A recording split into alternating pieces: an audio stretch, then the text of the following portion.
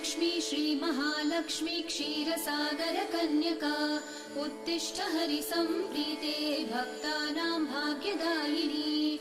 श्रीलक्ष्मी श्रीमहालक्ष्मी क्षीरसागर कन्यका उत्तिष्ठ हरिसम्प्रीते भक्तानां भाग्यदायिनी।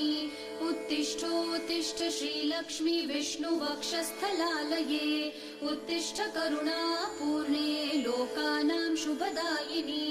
उत्तिष्ठोत्तिष्ठ श्रीलक्ष्मी विष्णुवक्षस्थलालये उत्तिष्ठ करुणापूर्णे लोकानां शुभदायिनी।